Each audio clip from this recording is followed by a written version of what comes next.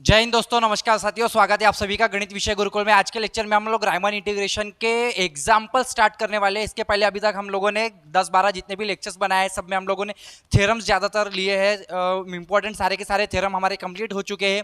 Basics हम लोगों ने पूरा कवर कर लिया है। डिफाइनेट इंटीग्रल के डेफिनेशन से लेके अपर इंटीग्रल, लोअर इंटीग्रल और सारे जितनी भी डेफिनेशन है हमारी कवर हो चुकी है। आज के लेक्चर में हम लोग एग्जाम्पल से शुरुआत करने वाले हैं, जो कि मोस्ट इंपॉर्टेंट है 6 मार्क के लिए, 5 मार्क के लिए आपके एग्जामिनेशन में आता है। आप किसी भी यूनिवर्सिटी के विद्यार्थी क्यों ना हो, ये एग्जाम्पल आपने हर जगह देखा ही होगा कि फंक्शन अगर 0 एंड 1 है, इरेशनल और रैशनल वैल्यूज है, तो इरेशनल और रैशनल नंबर क्या होते हैं ये सभी को आपको पता है। नहीं पता है तो इस लेक्चर में आपको डिटेल में एग्जाम्पल को इतने ज़्यादा डिटेल में मैं आपके समझाने वाला हूँ कि आपको कुछ और यानी कि कहीं और जाने की ज़रूरत नहीं है, कुछ और नए तरीके से आपको कोई स्टडी मटेरियल पढ़ने की ज़रूरत नहीं है, नए वीडियोज़ कुछ देखने की ज़रूरत नहीं है। इसी वीडियो में आपका सारा काम हो जाएगा। तो चलिए शुरुआत करते हैं, प्रूव दैट करेंगे। शुरुआत करने से पहले इस फंक्शन की, इस एग्जांपल की शुरुआत करने से पहले यदि आपने हमारे पुराने वीडियोस नहीं देखे तो डिस्क्रिप्शन में आपको सारी लिंक मिल जाएगी। टेलीग्राम की लिंक मिल जाएगी, पुराने वीडियोस की लिंक मिल जाएगी, रायमन इंटीग्रेशन की प्लेलिस्ट की आपको लिंक मिल जाएगी, सारे सब कुछ मिल जाएगा आप लोगों को। आप जरूर से जाके डिस्क्रिप्शन को चेकआउट कर लीजिए। मेरा नंबर वहाँ पे दिया है। अगर आप ऑफलाइन ऑनलाइन सारे क्लासेस आप देखना चाहते हैं तो आप लगाना चाहते हैं तो आप मुझे कॉन्टैक्ट कर सकते हैं। Prove that the function f is defined as, ये फंक्शन हमें दिया गया है कि फंक्शन इस तरीके से डिफाइंड है कि फंक्शन की जो वैल्यू है 0 है जब जब x इरेशनल होगा, एंड फंक्शन की वैल्यू 1 है जब जब x रैशनल होगा। तो रैशनल और इरेशनल का मतलब क्या आता है? रैशनल यानी वो नंबर होते हैं जो p/q फॉर्म पे लिखे जा सकते हैं, 1/2, 2/3, 2/1, ये रैशनल नंबर्स होते हैं।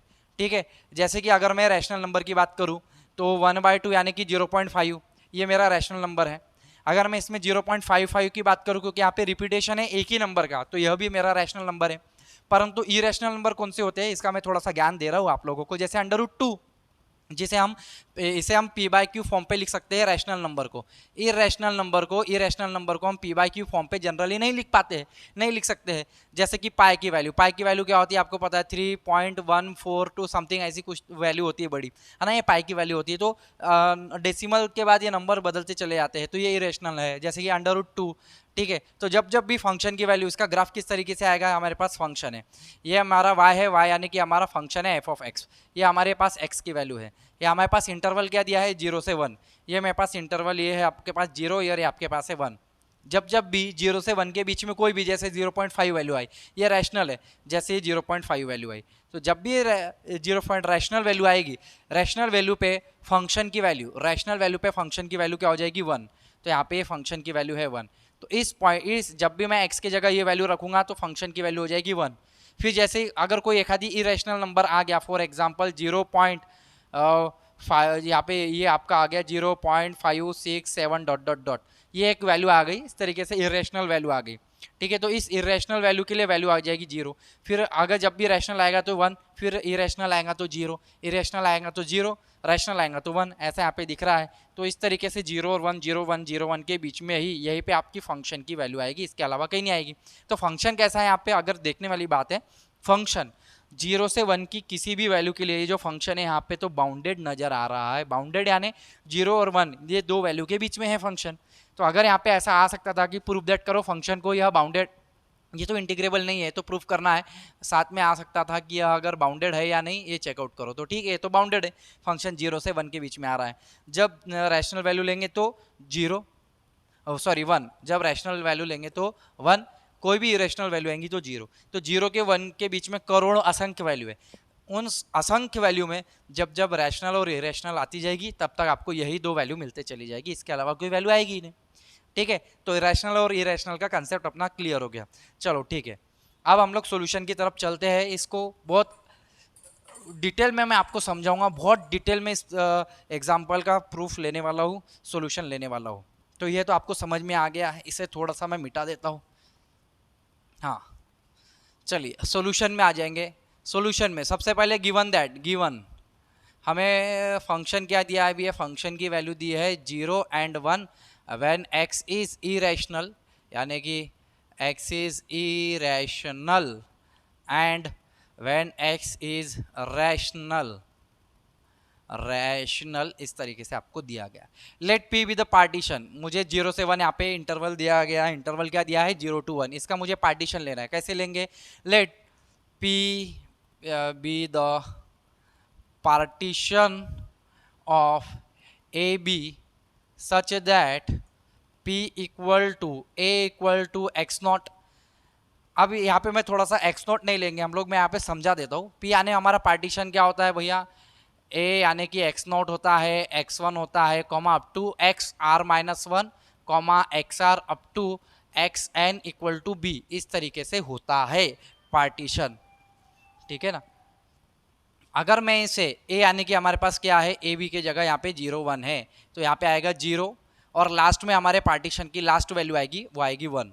तो यहाँ पे 0 आ जाएगा 1 माइनस, अगर हम देखें तो यहाँ पे हमें नेक्स्ट टर्म निकालने के लिए एक फार्मूला होता है। क्या फार्मूला होता है, b minus A by N, यानी कि 1 माइनस 0 बाय एन। आंसर क्या आ रहा है, 1 बाय एन।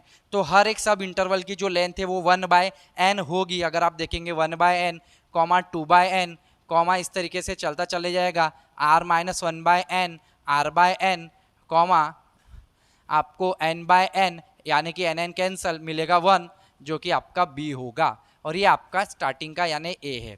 अब ये आया किस तरीके से है, फार्मूला देखो होता क्या है। अगर यहाँ पे फंक्शन में, ये हमारा सेकंड वीडियो था जब मैंने आपको डिफाइनाइट इंटीग्रल के बारे में बताया था। अगर ये आपका ए है यानी कि ये आपका एक्स नॉट है, ये आपका एक्स वन है, ये आपका एक्स टू है, तो इसे ए के बाद वाली टर्म है, तो ए के बाद वाली टर्म इसे हम ए प्लस एच कहते हैं, ए प्लस टू एच कहते हैं, चलती चली जाती है। A plus are minus one into H होता है, ए प्लस आर एच होता है, और आखिरी में आपका बी आता है। इसे हम x one x two dot dot, ये हमारा एक्स आर माइनस वन है, एक्स आर है, x r minus one, x r interval में, और ये आपका एक्स एन है। तो कहने का मतलब क्या आया, एक्स नॉट की जो वैल्यू है वो आपकी ए होती है, एक्स वन क्या होता है, ए प्लस एच होता है, एक्स टू क्या होता है, ए प्लस टू एच होता है, x3 क्या होता है, ए प्लस थ्री एच होता है। इस तरीके से आप चलते चले जाएंगे तो यहाँ पे आप देखेंगे एक्स आर माइनस वन क्या होता है आपका, A plus are minus one into H होता है, एंड एक्स आर क्या होता है, एक्स आर होता है ए प्लस आर एच होता है, and up to x n equal to क्या मिलता है आपको बी। वेयर यहाँ पे एच की वैल्यू क्या होती है, B minus A by N, हर एक जगह लगेगा। तो किसी इस आर्थ इंटरवल, इस इंटरवल के लिए, अगर आप इस इंटरवल में देख रहे हैं, इस लाइन में इस इंटरवल में देख रहे हैं, तो मान के चलो आर इस सब इंटरवल में देख रहे हैं, तो वैल्यू क्या मिलती है आपको, A plus are minus one into H, H की value comma A plus R H, where H is equal to B minus A by N. तो यहाँ पे यदि आप फॉर्मूला रखेंगे ए का, सॉरी एच का फॉर्मूला रखेंगे तो ये हो जाता है A plus are minus one into H के जगह B minus A by N, comma यहाँ पे A plus R B minus A by N, यह फार्मूला होता है।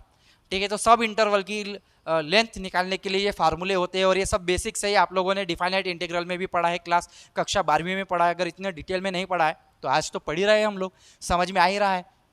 तो अगर ए प्लस एच यानी ए के बाद ए प्लस एच होता है, और एच की वैल्यू क्या है, बी माइनस ए, बी माइनस ए, तो बी यानी क्या है हमारे पास, ए कॉमा बी से अगर हम डिनोट करेंगे 1 कॉमा 0 कॉमा 1 को, तो हमारे पास बी की वैल्यू है 1 और ए की वैल्यू है 0, तो b minus one by N, तो बी की वैल्यू है यानी कि 1 माइनस 0 b minus A by N, यानी 1 माइनस 0 बाय एन यानी 1 बाय एन।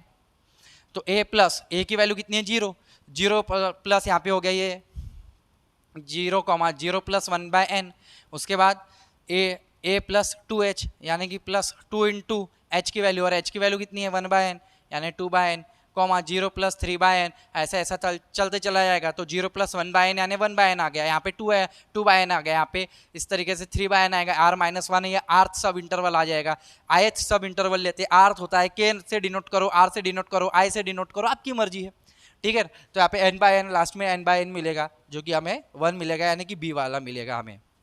तो इस तरीके से हम लोगों ने पूरा का पूरा लिख लिया। यदि आप इस चीज़ को लिखना चाहते हैं तो देखिए इसको लिख लीजिए, ये बहुत ज़्यादा आपके काम का है। चलिए, ये हम लोगों ने पार्टीशन बना दिया। वेयर, यहाँ पे हम लोग लिख सकते हैं where the length of each sub interval, हर एक सब इंटरवल की length, each sub interval is, क्या लेंथ क्या है हमारे पास, इज इच सब इंटरवल की, कौन सा सब इंटरवल मान के चलो, इस आर्थ इंटरवल में हम लोग देखेंगे तो क्या हो जाएगा, r minus one by N comma r by n is delta r is equal to 1/n। अगर आप देखेंगे 1 माइनस एन माइनस, जैसे कि हम लोग लेंथ निकालते थे, कैसे निकालते थे, फॉर्मूला था समेशन आई डेल एक्स आई की जगह आर लिख सकते हैं, कोई प्रॉब्लम नहीं। x1 minus x0 plus x2 minus x1, इस तरीके से अप टू हम लोग लिखते थे xn माइनस 1, यानी कि फॉर्मूला आता था b माइनस ए। अगर आप देखेंगे तो इसमें से इसको यहाँ पे आ गया आपका x0 है, ये सॉरी x0 है आपका x1 माइनस x0, तो 1 बड़े में से छोटा माइनस यानी वैल्यू आ रही है 1/n। 2/n माइनस 1/n करेंगे तो भी वैल्यू आ रही है 1/n। इसमें से इसको माइनस करेंगे r/n माइनस r माइनस 1/n, तो भी अगर आप इसको चेकआउट करेंगे, ये तो सॉल्व करने का काम आपका है, r कैंसिल हो जाएगा, माइनस माइनस प्लस 1/n, तो 1। तो हर एक जितने भी यहाँ पे सब इंटरवल है, सभी की लेंथ कितनी आ रही है 1/n, जो कि कॉमन है।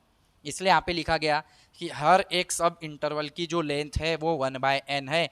ये आपके काम में आएगा, क्यों काम में आएगा, लोअर सम अपर सम निकालेंगे तभी तो इंटीग्रल हमारा आएगा।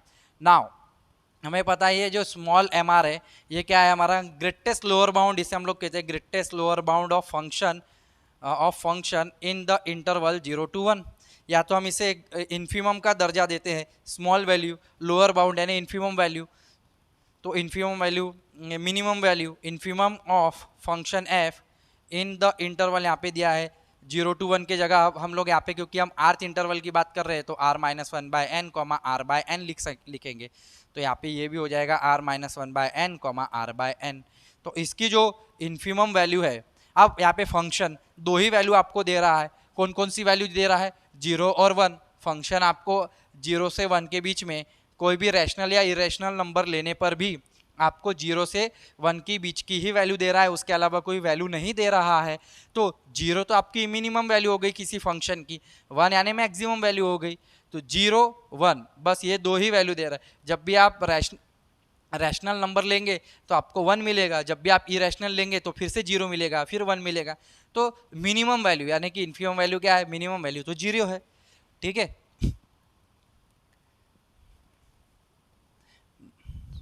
हाँ, इसको आप लिख लेंगे, ये जो मैं मिटा रहा हूँ ये आपके बहुत काम का है, मिटाना जरूरी है क्योंकि हमारा पूरा एग्जाम्पल अभी बाकी है, ठीक है। ये हमारे पास स्मॉल एम आर यानी कि इन्फीमम वैल्यू आ गई। अब हम लोग कैपिटल एम आर निकालेंगे। कैपिटल एम आर यानी क्या होता है, l u b g l b jalebi, l u b लब हुआ, जलेबी खाई, of f in the interval r माइनस 1/n कॉमा r/n।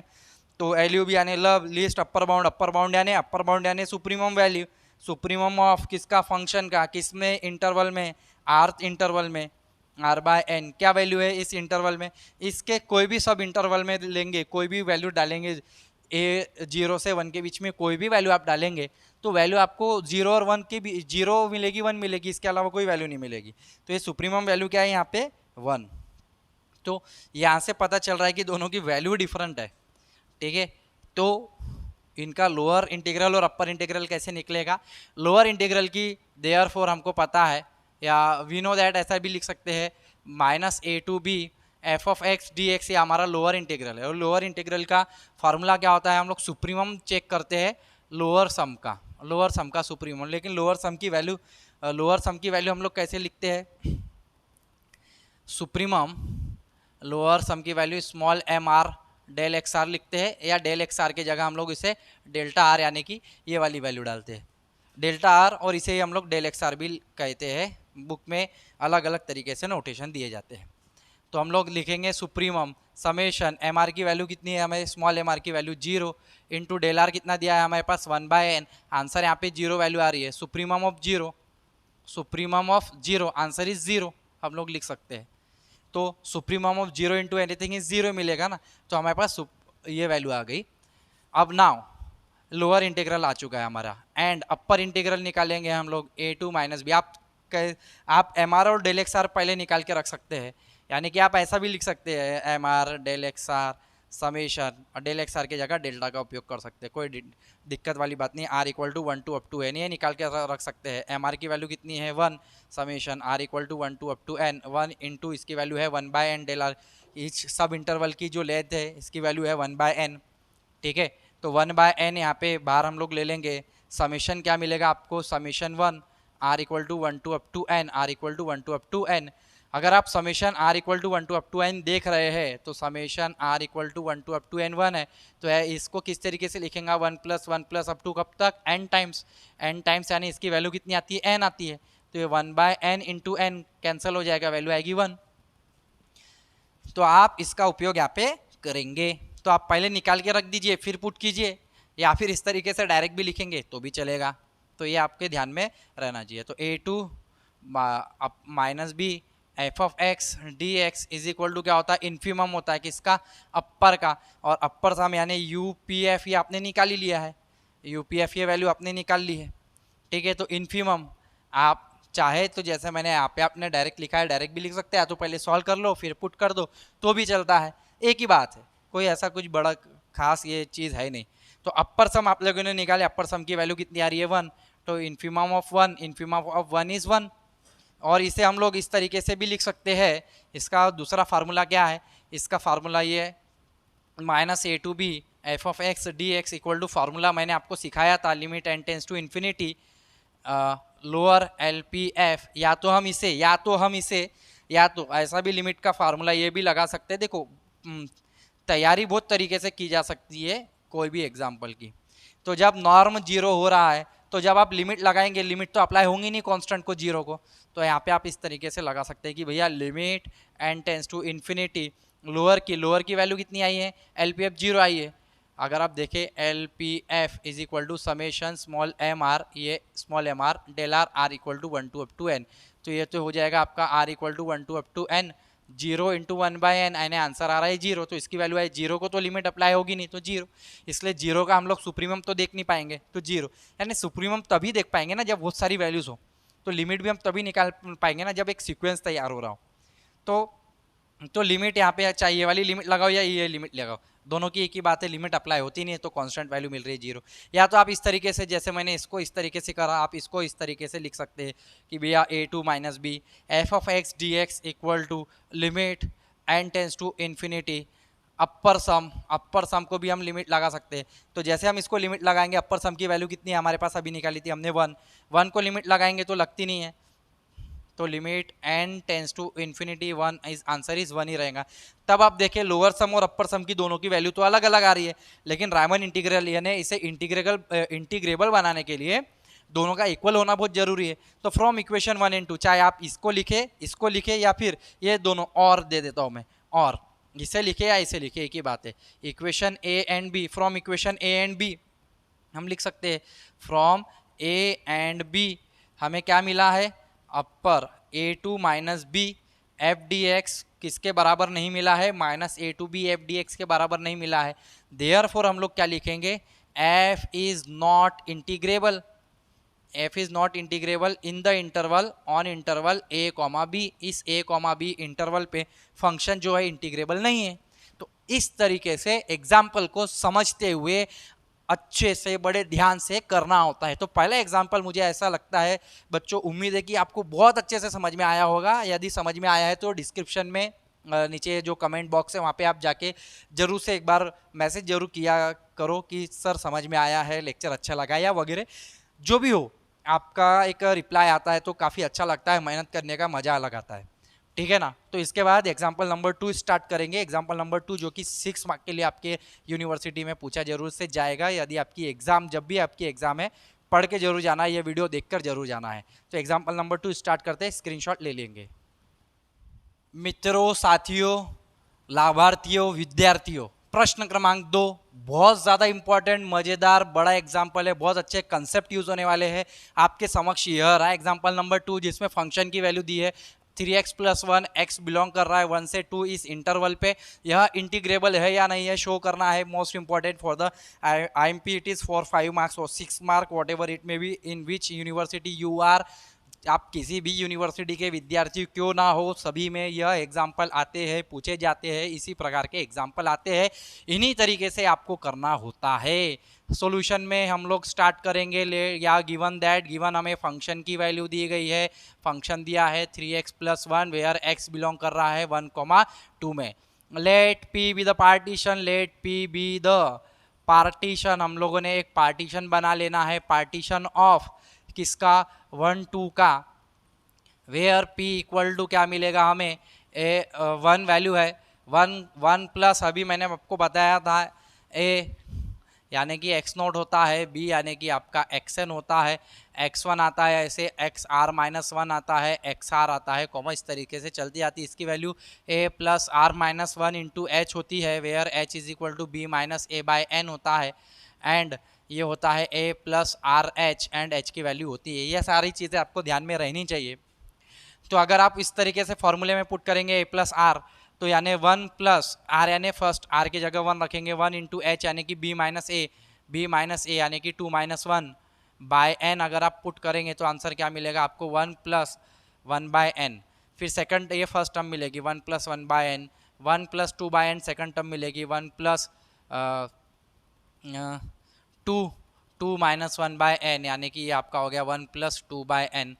तो इस तरीके से चलते चली जाएगी one plus three by n, और कहाँ तक मिलेगी आपको, one plus are minus one upon n comma one plus r by N comma up to आपको लास्ट टर्म हमने टू तक मिल जाएगी, यानी कि इक्वल टू लास्ट टर्म हमारी मिल जाएगी टू। यहाँ तक हम लोग पहुँच जाएंगे। तो इस तरीके से one plus one by N, one plus two by N, one plus are minus one by n, ठीक है, one plus r by n, last में आप लोगों को यही मिलेगा one plus n by N, यानी इसे हम लोग लिख सकते हैं one plus n by N, यानी एन बाय एन यानी कैंसिल हो जाएगा, वन मिलेगा, वन प्लस वन यानी इसे हम टू लिख सकते हैं। यह हमारा पार्टीशन तैयार हो गया। पार्टीशन करना बहुत बड़ी बात है, पार्टीशन को ही तो सीखना है, सबसे बड़ी बात है, ठीक है, यह पार्टीशन है। Then the length of each sub interval is क्या होगी इच सब इंटरवल इस आर्थ इंटरवल में one plus are minus one by N comma one plus r by n. इस इंटरवल की लेंथ क्या होगी, is del are equal to one by n. आप देखेंगे इसमें से इसको माइनस करेंगे, इसमें से इसको माइनस करेंगे, इसमें से इसको माइनस करें, बड़े में से छोटा गया वन बाय एन, इसमें से इसको माइनस करेंगे वन बाय एन, इसमें से इसको माइनस करेंगे वन बाय एन। आप वैल्यू देखते चले आएंगे तो कॉमन लेंथ का जो लेंथ आएगी हर एक इंटरवल की, सब इंटरवल की, वो वन बाय एन आएगी। और हमें पता है small M r and capital M r क्या है हमारे पास, इन्फीमम एंड सुप्रीमम है किसके, फंक्शन के। और फंक्शन कहाँ पर है, फंक्शन डिफाइंड है इस आर्थ इंटरवल पे one plus are minus one by N comma one plus r by n. इस आर्थ इंटरवल पे फंक्शन पे हम स्मॉल एम आर और कैपिटल एम आर यानी कि इन्फीमम और सुप्रीमम वैल्यू चेकआउट कर रहे हैं। तो इन्फीमम वैल्यू क्या हो जाएगी हमारी, अगर हम फंक्शन क्या दिया है हमें, 3x + 1 दिया है, ठीक है, इस चीज़ को आप ध्यान रखेंगे। तो ये हमारी x की वैल्यू है, x कहाँ पे बिलोंग कर रहा है, x बिलोंग कर रहा था 1,2, अब x बिलोंग करेगा इस इंटरवल पे, x की वैल्यू। तो यह जो आपका इंटरवल है ये आपका x नॉट है, x r minus one x r, और ये आपका x n equal to b है। तो इस सब इंटरवल में, आर्थ इंटरवल में x की वैल्यू डालेंगे। तो जब मैं एक्स आर माइनस यानी इस ये वाली वैल्यू डालूंगा, यानी यह वाली वैल्यू फंक्शन में, क्योंकि मेरे पास फंक्शन क्या दिया है, यह दिया है मान के चलो इक्वेशन नंबर 1। तो एम आर की वैल्यू क्या आएगी, इन्फीमम होता है एम आर, यानी किसका, इन्फीमम होता है फंक्शन का। और फंक्शन कहाँ पर डिफाइंड है, इस r minus one comma x r interval पे डिफाइंड, यानी इस इंटरवल पे डिफाइंड है। तो हम लोग बोलेंगे फंक्शन की वैल्यू, तो फंक्शन तो हमें 3x + 1 दिया है, तो 3x के जगह मैं यह वैल्यू डालूंगा, ये वाली वैल्यू इन्फीमम, यानी ये छोटी वैल्यू है, ये बड़ी वैल्यू है, ठीक है। इस तरीके से आप देखेंगे तो यहाँ से आपको इन्फीमम वैल्यू मिलेगी, यहाँ से किसी भी फंक्शन की अगर आप देखेंगे ग्राफ, आपको इन्फीमम देगा या आपको मैक्सिमम देगा, सुप्रीमम। और स्टार्टिंग से लेके अभी तक तो मैं ये सब सारा आपको समझा चुका हूँ। 3x के जगह हम लोग ले लेंगे भैया 1 + 3 इंटू में 1 + r minus one in divide by n, plus ये हमारे आ जाएगा 1, 3x + 1। ये फंक्शन के जगह हम लोग ये वैल्यू डालेंगे, क्योंकि a और b 1,2, अगर आप x के जगह 1 डालेंगे तो 3 + 1 आ गया 4, ये आ गया वो 1 डालेंगे तो 2 डालेंगे तो 6 + 1 7। तो 4 और 7 के बीच में मान के चलिए पहली वैल्यू 4 है और आखिरी वैल्यू 7 है, 4 और 7 के बीच की सारी वैल्यूज़ है। तो मिनिमम और मैक्सिमम वैल्यू है आपके पास। तो 3 + 1 यानी 4 + 3r - 1 बाय n, ये हमारे पास एम आर की वैल्यू आ गई है। कैपिटल एम आर की वैल्यू यानी कैपिटल एम आर यानी कि सुप्रीमम होता है। किसका सुप्रीमम? किसका? फंक्शन का। फंक्शन कहाँ पर है? इस आर्थ इंटरवल पर है। इस आर्थ इंटरवल मतलब इस पर, ये आपका आर्थ इंटरवल है। ठीक है, ये ध्यान में रखना है, आपका आर्थ इंटरवल है ये वाला, इसे ही हम लोग ने ये नोटेशन लिया हुआ है। तो यह आ जाएगा सुप्रीमम। मैंने यहाँ पे आ जाएगा 3 फंक्शन। फंक्शन ये x के जगह हम लोग इसको पुट करेंगे, आर्थ इंटरवल एक्स आर बोले तो ये इसको पुट करेंगे हम लोग। क्या आ जाएगा हमारे पास? 1 + r/n + 1 यानी आ जाएगा 3 × 1, 3 + 1 यानी 4 + r/n। Small M r, capital M r, infimum value, supremum value हमारे पास आ चुकी है। इन्फीमम और सुप्रीमम वैल्यू आ गई है, तो अब हम लोग इसमें से अपर सम और लोअर सम निकालेंगे। उसके बाद उसे इंटीग्रेबल है या नहीं ये चेकआउट कर लेंगे यहाँ पे। तो हम लोग यहाँ पे अपर सम एंड लोअर सम निकाल लेते हैं। यहाँ पे ठीक है, यहाँ पे जगह है इस तरीके से, इसे मैं लोअर सम, यानी कि अगर मैं लोअर सम निकालूँ तो लोअर सम का फॉर्मूला होता है summation m r delta r, r equal to 1 to up to n।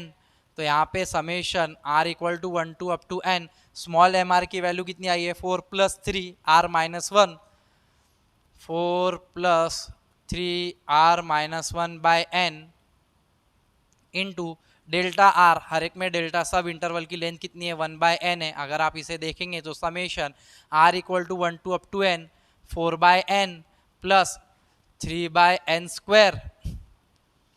r - 1, इस तरीके से आपको दिखाई देगा ये n to n 3। तो अगर आप इसको समेशन इन सभी को दे देंगे तो यह हो जाएगा आपका समेशन 1/n बार r equal to 1 to up to n 4 and यहाँ पे मिलेगा आपको 3/n², 3/n² बाहर निकालेंगे हम लोग, summation r equal to 1 to up to n r minus ये 3/n² 1 से मल्टीप्लाई होगा इसलिए minus 3/n² summation r equal to 1 to up to n into 1। तो जब आप इसे देखेंगे ये क्या हो जाएगा बच्चों आपका, मैंने आप लोगों को कुछ चीज़ें ध्यान में दिलाई है और इसके पहले के एग्जाम्पल में, और अभी मैं आपको कुछ चीज़ें ध्यान में दिला देता हूँ, इसे आप लिखेंगे और इस एग्जाम्पल्स को समझने में बहुत आसान हो जाएगा आपको। क्या चीज़ें हैं जो कि बेसिक है, जो कि कक्षा 11वीं में ही सीक्वेंस के ही चैप्टर में आप लोगों ने देखा था। देखिए रियल एनालिसिस जो है ना क्लास कक्षा 11वीं 12वीं से ही नहीं, आपको 8वीं 9वीं से ही पढ़ाया जा रहा है। बाद में ग्रेजुएशन में आने के बाद आपको समझ में आया अच्छा ये रियल एनालिसिस है, समझ में आ रहा है। सीक्वेंस, सीरीज, है ना, ये सब आप लोगों ने बचपन से ही देखते हुए आ रहे हैं, लेकिन थोड़ा सा एडवांस रूप हम लोग इतने डिटेल में पढ़ाई नहीं करते, कोई कंसेप्ट रह जाते हैं। समेशन, अगर ये 3-4 फार्मूले यहाँ लिख देता हूँ, r equal to 1 to up to n, अगर सिर्फ r है यानी 1 + 2 + 3 ऐसा n टाइम्स चला जा रहा है तो ये हो जाएगा n + 1/2। इस चीज़ को ध्यान में रखेंगे, ये फार्मूले पूरे अप्लाई करेंगे हम लोग, यहाँ पे अप्लाई करेंगे। ठीक है, ये r में यहाँ पर तो आएगा ये formula.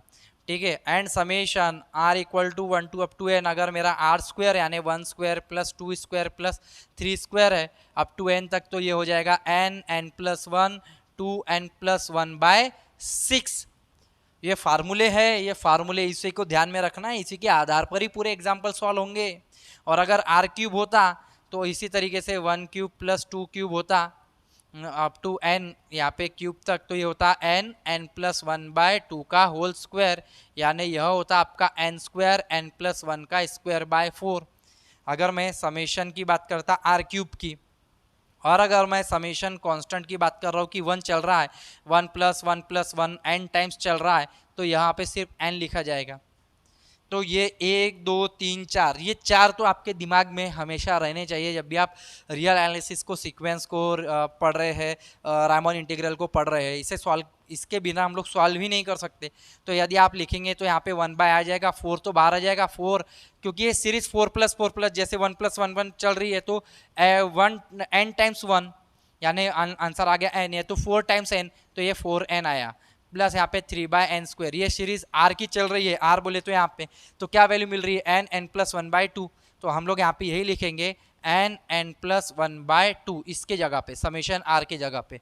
It is a formula, किसका फार्मूला भाई? सीरीज का फार्मूला। कब देखा था? कक्षा 11वीं में देखा था, उसके पहले 8वीं 9वीं 10वीं में इसके प्रूफ भी देखे थे, nth टर्म निकालना सीखा था, सीक्वेंस सीखा था, सब कुछ सीखा था। प्लस यहाँ पे 3/n², ये 1 चल रहा है, 1 1 कहाँ तक, n टाइम्स, यानी यहाँ पे लिख दिया अपन ने n। तो इसे मैं मिटा देता हूँ, ये आप ध्यान में रखेंगे, मेरे तो ध्यान में है, फार्मूले है और आपके भी ध्यान में रहने ही चाहिए, इसे आप लिख लेंगे। अब यहाँ पे यह वैल्यू क्या हो गई, 1, ये हो गया n कैंसल 4 प्लस n से n cancel 3, n plus 1/2 plus यहाँ से n से n कैंसल, यह आ गया आपका 3/n।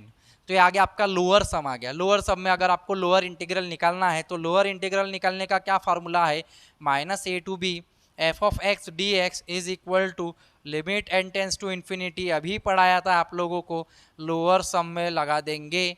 तो जैसे हम इसमें limit n tends to infinity apply करेंगे, कहाँ पे, लोअर सम की ये वैल्यू पे, 4 + 3n + 1/2 + 3/n पर, तो हमें क्या वैल्यू मिलेगी, इन्फिनिटी रखने पर अपॉन में यहाँ पर ये n से n कैंसिल हो गया, एक n रहेगा, यहाँ पे एक n रह गया है, ठीक है। तो 4 पे तो लिमिट अप्लाई नहीं होती, 4 एज इट इज रहेगा। यदि मैं इस पे लिमिट अप्लाई करूँ तो ये हो जाएगा 3/2 1 + 1/n, limit n tends to infinity, n से n डिवाइड होगा तो 1 + 1/n एंड ये हो जाएगा 3/n। यहाँ पे इन्फिनिटी अप्लाई करूंगा तो 1/∞, आंसर इज 0, यहाँ पे तो 0 आ जाएगा।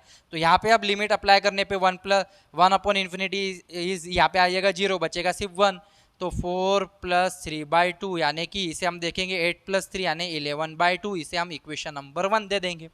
तो लोअर सम निकाला, लोअर सम में से हमको लोअर इंटीग्रल मिल गया लिमिट लगाने पर, ये मेरे लोअर इंटीग्रल की वैल्यू आ गई है 11/2। ये साइड में मिटा देता हुआ, अभी आपका कोई काम का नहीं, आपने पढ़ लिया है और आप पढ़ते पढ़ते लिखते हुए चल रहे हैं, लिखा नहीं है तो आप स्क्रीनशॉट लेते हुए चल रहे हैं, मुझे पता है, आप बीच में पॉज करके भी लिख सकते हैं। अब हमारे पास लोअर इंटीग्रल आ गया है, अब हम निकालेंगे अपर इंटीग्रल। अपर इंटीग्रल के लिए हमें ये फार्मूले की, इसकी वैल्यू की जरूरत पड़ेगी। तो बच्चों देखो कैसा है, आप बहुत डिटेल में उतरना पड़ता है, रायमन इंटीग्रेशन हो, रियल एनालिसिस हो, बहुत डिटेल में पढ़ना पड़ता है। देखिए आधार है पूरा, 11th 12th state board CBSE बोलो आप, जेई एडवांस मेन, सब आधार है मैथमेटिक्स का। अब हम अपर सम की बात करेंगे। अपर सम में हमें फार्मूला क्या मिलता है, summation r = 1 to up to n capital MR delta r। तो कैपिटल MR की क्या वैल्यू है, summation r = 1 to up to n, capital MR की वैल्यू है 4 +